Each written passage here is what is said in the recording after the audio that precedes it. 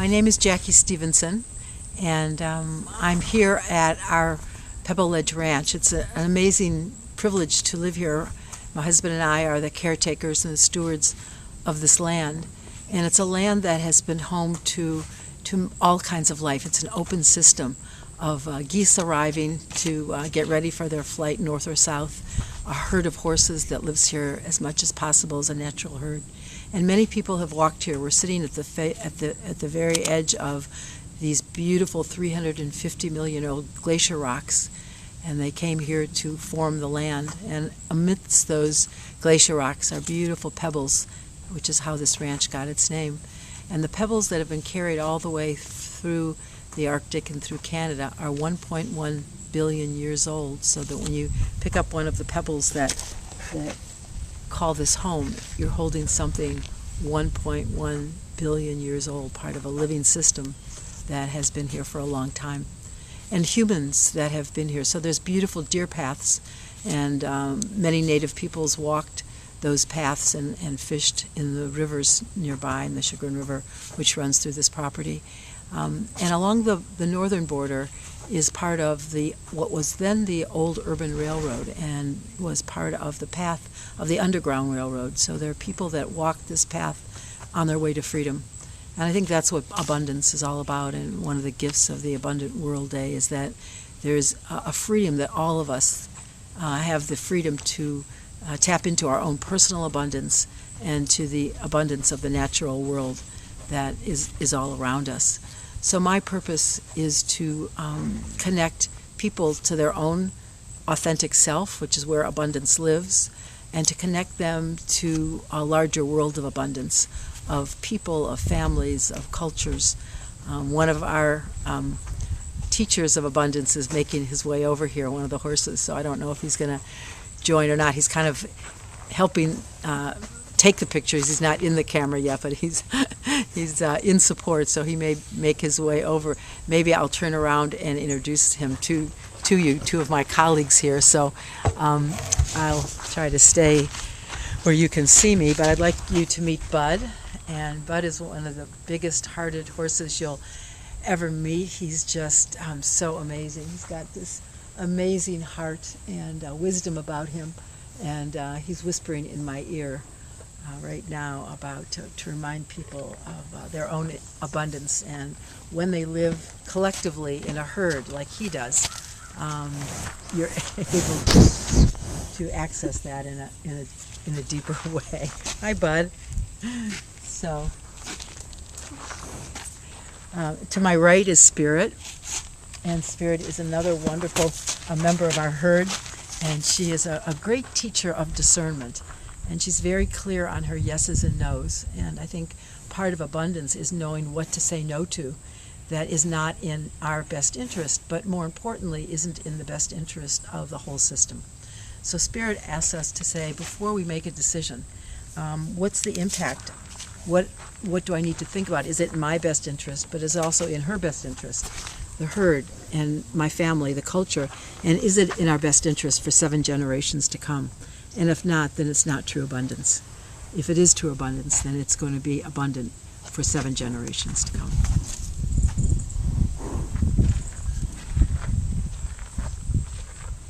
So people come to this ranch, and why would they come? Whether it's someone from the homeless shelter or somebody from corporate America, they come because I think people are hungry for knowing who they are. And they really not only, and part of knowing who you are is, what is your purpose? What is it that you want to contribute? What is it that's your unique gift that no one else has that you can contribute to making this world a better place? And so people come with that question. And part of that is, who am I? And I think about that as our authentic self, or the spirit of our authenticity. So part of that is, who am I? Who am I as part of this larger world of abundance? And who do I want to be? Not who I should be or who people think I should be, but actually, who am I to be? It also, if we're authentic, we aren't so influenced by how other people think we should be. But we're getting very clear what is at the heart of the matter. Where's our passion? Where is our purpose? And how can we bring that into the world in a fuller way? Right, Bud? I think the other part of that being authentic is that we have this reality of who we are in the present, and we know there's more. We know that there is something that wants to emerge within us that will tell us who we are becoming, because we're always in a place of becoming. And got our friends here helping out. We're always in a place of becoming. So how do we, instead of putting a goal and say, this is what I want, how do I get there, we say, this is who I am. How do I create the best conditions for my future to emerge? And the future that emerges is often better than anything we could have started with. And so the work is really about how do you create the internal conditions, the internal self, to be offering the most we have to offer, and to build not only the internal conditions, but the external environment that allows that most successful, beneficial, abundant future to come forward. And if we stay completely in the present, it lets us know what is that next step towards that future that is calling us, that wants to emerge, that is really waiting for us there. And one of the amazing things about the horses is they live there. That's why they've lived 60 million years, because they live so clearly in the present that the next best step will emerge in front of them and then be waiting there for them. And I think that's often what they are, is they begin to allow that next best place to be to emerge, and then they're actually waiting for it to catch up with them. So that's part of the gift that they offer us. So one of the things that is so amazing to me in this connectivity is how easy it is to be a global citizen now. With the internet, you can really participate as a global citizen. And what the horses have reminded us is that they do that all the time. They're part of a global connectivity. They're part of a global system. They're part of a global communication network. But it'll never go down. It needs no outer source. Their source for connectivity is all inner. And so what they have is what we call the hoof and heart wide web. And they are connected to each other over long distances, and they share information.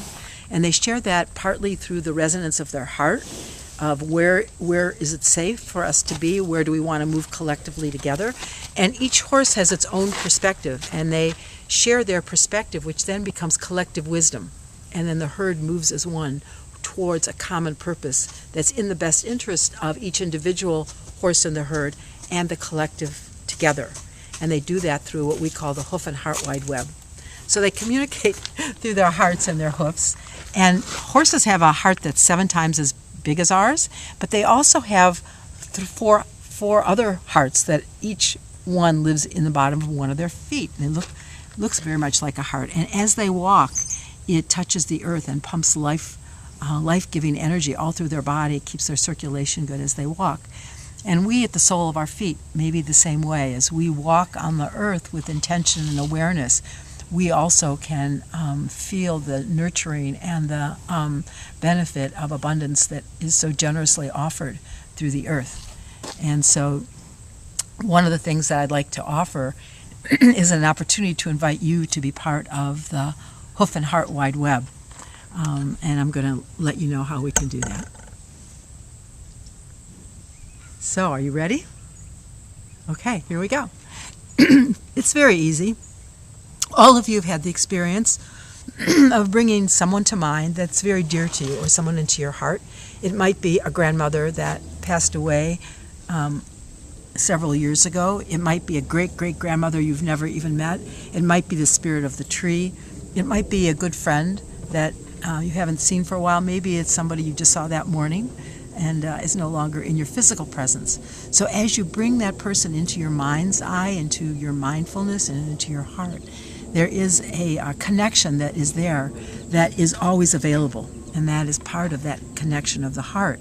As you take that person in your heart and you appreciate who they are to you and the beauty that they have to offer and what they mean to you, the purpose that they have offered in your life to be part of something larger than yourself. Thank you, Bud.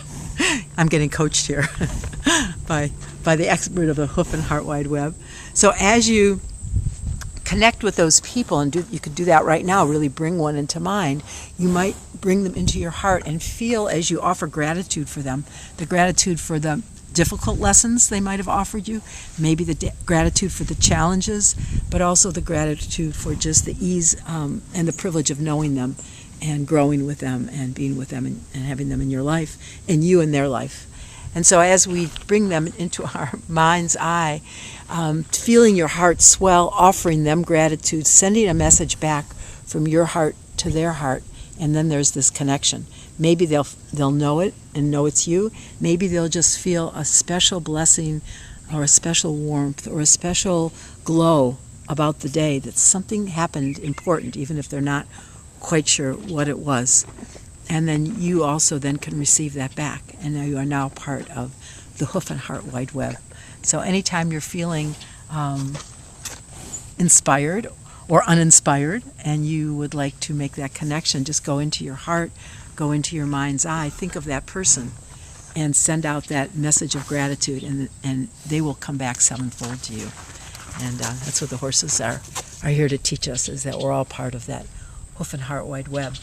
And not only with the human world, but we're part of a living system, an amazing living system of nature. And so as you connect in that heart wide web, you're connected to the earth and all her wisdom and energy and intelligence. You're connected to the birds that are singing behind us, to this beautiful sunshine. You can find the connection to this heart and hoof wide web in all of nature. And you simply need to tune in, to be aware, and to be choiceful about the relationship.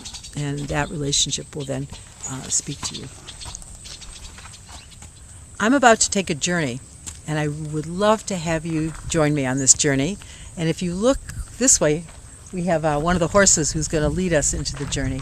So the journey, any journey, begins with preparation. So before we enter into this field of dreams, part of the preparation for this journey is to leave behind any of the assumptions, any of the what would keep us from going full-heartedly into this journey, and to leave behind anything that keeps us from being abundantly, authentically who we are. So maybe I'm going to leave behind I'm not good enough. Maybe I'm going to leave behind the fear of dreams not coming true.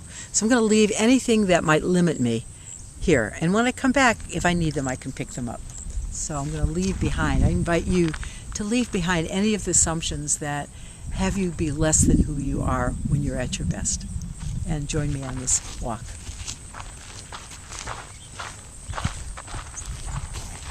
So coming through the portal, leaving our assumptions behind, we can be really present in the moment. We've left the past behind, of whatever patterns of life have maybe limited us. We have left behind any fears of the future.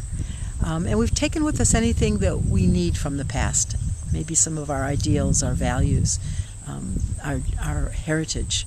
And we'll take that with us, but we'll live in the present with an open mind and an open heart and open perspective. And we're going to walk out into the field a little bit and have an opportunity to explore what it might mean to be fully present with who we are.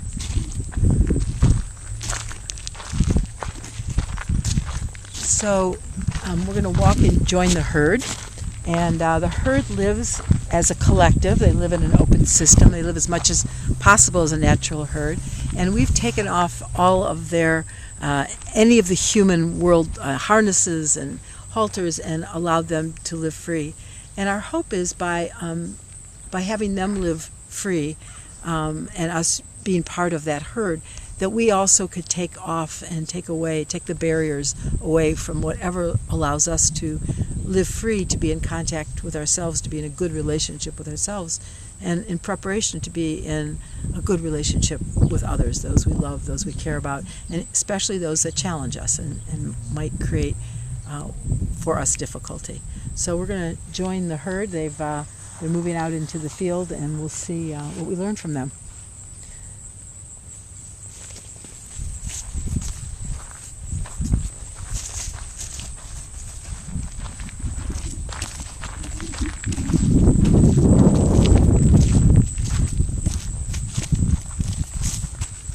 So when I think about authenticity, when I think about what it means, to me it means that you are more of your full self. You can be who you are when you're most comfortable, when you're most at home with yourself, and when you feel like you understand your purpose and the meaning of your life, and you live in alignment with that. That you live in that holistic way, that your mindfulness, your thoughts, your emotions, your physical embodiment, how you walk in the world, and your spiritual place, the values with which you live, are all in alignment. And for me, there have been 5 pathways that have helped me to find my way into that alignment. One is certainly the wisdom of the collective, and the horses and herd have been an amazing teacher of the benefit of living as part of a collective that lives in harmony with itself, in harmony with each other, and in harmony with the environment. The horses also have some wonderful lessons about what does leadership look like in a collective. How do we have shared leadership in this living system? What does a system leader look like? A leader who not only watches out for himself and the herd, but for the whole of life. And so how important it is for us, if we're going to live authentically, if we're going to live true to our purpose, true to who we can be when we're at our best, to live as part of a conscious awareness in relationship in a responsible way to this living system of the collective. The second pathway for me has been the pathway of what I call positivity. There are many ways to look at the world. You can look at a glass half full, you can look at a glass half empty, or you could look at a glass as always full and overflowing.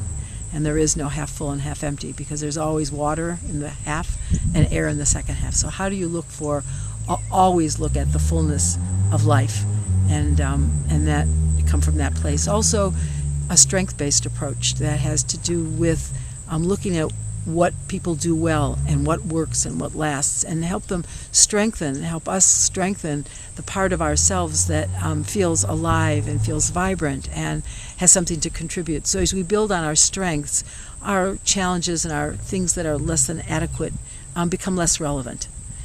It also lets us know, as we build those strengths, we can address those less developed parts of ourselves as well. But we do it from a positive point of view, which doesn't mean that everything always feels good or is happy in that sense, but it's joyful. And there's a difference between happiness, which could be moment to moment, coming and going, and joyfulness, which is about an appreciation of all of life, the sorrow, the grief, the moments of happiness, that all of it, when we have meaning in our life, even under the most dire conditions, we can be joyful. And I think for me, that's what positivity is to make meaning of our life. And when life has meaning and purpose, there's a certain joyfulness about it in a particular positive way. And it also keeps us from being stuck, because it moves us through those difficult channels of life that we all go through back into the light. And then there are times that we enter back into the dark. But we do that with a flow like the moon, who is full and then becomes dark, or the night and the day. And we join that rhythm of nature, which takes me to the third pathway for me, which is the natural world, which is an amazing living system. And one of the ways that I think about that, and when people come here, we help them think about, is what we call their ecological identity. That most often people think about, who am I as a human being, which is really important. Who am I in my family, in my society? What are my values? But we also could think about, who am I as part of a member of this natural world? We are part of nature. We're part of that family. And if I really see myself as part of that family, then I'll be able to really take better care of the environment in a natural way, because I have a family relationship to this living system. So for me, that was the third pathway. The fourth pathway is what I call the 8 intelligences, that we often use our cognitive intelligence, we might use our emotional intelligence, we might use our bodily intelligence, listen to the wisdom of our body. We certainly can listen to our spiritual intelligence, our values. And then we have what I call our social intelligence, which is what we learn as part of the collective, our intuitive intelligence, which is part of that sense that begins to know without knowing. And we have part of what I call our natural intelligence, which is that nature-based intelligence that we're born with as part of the natural family of life. nature's family of life. And then the eighth one is what I call beyond our wildest imagination. That there's a certain intelligence that we don't yet have. That's what that emergent future has, that we know it's there, and if we knew what it was, we wouldn't be able to live it, because it must stay a mystery. So that is the magical, mysterious intelligence that can be cultivated when we know it's there and we don't expect to know what it is. So those are the eight intelligence. That's the fourth pathway. And for me, the fifth pathway is indigenous culture. I've had the wonderful blessing of living with Bedouins in the Israeli desert and with Native Americans in the United States. And what I realized in living with them is that all of us at some point were indigenous. We lived connected to the land. We lived as part of the living system of the land. We lived tribally. And it's in all our DNA. And so in some way, I guess I'm curious about how we might learn from these indigenous cultures how to live indigenously once again and remember from our bones what it's like to live more tribally, to live more collectively, to live more in harmony with nature and our environment and with each other. And so I think there's a way in which, as we claim our indigenous nature, claim our indigenous responsibility, we'll know where we belong. We'll know what land we belong to. We'll know what place we belong to. We'll know what is our place and what is our responsibility and what is our gift to offer. And again, as part of that indigenous world, we're looking at gratitude and respect for our elders, our ancestors that came before us, and we're also looking with gratitude and with appreciation for the generations yet to come. And so the decisions we make in the present honor the past and preserve the best of it, and honor and celebrate the best of the future and what's to come. And that helps us to be more authentically who we are in that spirit of authenticity.